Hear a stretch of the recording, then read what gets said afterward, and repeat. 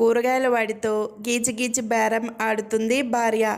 భర్త త్వరగా తేల్చవే, ఆఫీస్కి లేట్ అవుతుంది విసుక్కున్నాడు. భార్య, నీవు ఎంత అరిచి గీ పెట్టుకున్నా సరే నేను వినను. అలా కంగారు పడే మిమ్మల్ని చేసుకున్నాను. కూరగాయల దగ్గర మాత్రం రాజీ పడే ప్రసక్తే లేదు అని తేల్చి చెప్పింది.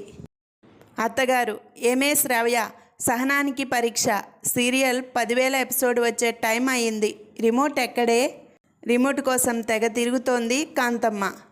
శ్రావ్య, చింటూ నువ్వే కదా ఆ రిమోట్ దాచిపెట్టింది? అత్తగారికి వినిపించకుండా చెవిలో గుసగుసలాడింది.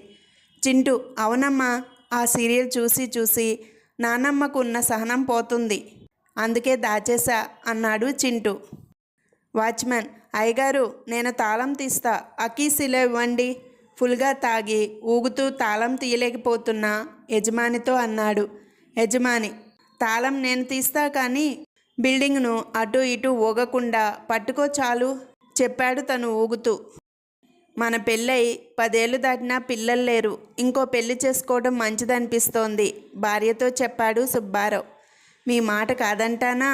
అలాగే చేసుకుంటా, మంచి కుర్రాన్ని చూడండి సిగ్గుపడుతూ చెప్పిందామె. కాంతం, ఏమండి, మీరు రోడ్డు మీద వెళ్తుంటే మీకు ఒక 200 నోటు 500 నోటు కనిపించాయి. రెండింట్లో ఏది తీసుకుంటారు?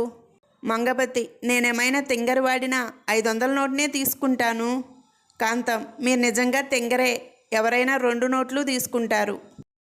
చింటూ, అమ్మా మిక్చర్ పెట్టమ్మా. అమ్మ, అదేంట్రా, ఎగ్జామ్ రిజల్ట్ ఏంటని అడిగితే సమాధానం చెప్పకుండా మిక్చర్ పెట్టమ్మా అంటున్నావు? చింటూ, అంటే పరీక్షలో పాస్ అయితే స్వీట్ పెడతావు కదా. అమ్మ, అవును. చింటూ, మరి నేను ఫెయిల్ అయ్యాను, అందుకే మిక్చర్ పెట్టమంటున్నా. అమ్మ, ఆ? భార్య, ఏమైందండి అలా ఉన్నారు? భర్త, అమ్మాయికి బుద్ధి అని పేరు పెట్టొద్దని చెప్తే విన్నావా? భార్య, ఇప్పుడేమైంది? భర్త, ఏమైందా? తన ఫ్రెండ్స్ ఫోన్ చేసినప్పుడల్లా బుద్ధి లేదా అంకుల్ అని అడుగుతున్నారు. సుబ్బారావు, చెవికి గుండెకి ఏమైనా సంబంధం ఉందంటారా? డాక్టర్, తప్పకుండా. ఇప్పుడు మీ బిల్లు ఎంతైందో చెబుతా, విన్న వెంటనే మీ గుండె ఎలా కొట్టుకుంటుందో చూడండి. రామయ్య, మీ అబ్బాయికి పరీక్షల్లో 1వ ర్యాంక్ వచ్చిందటగా.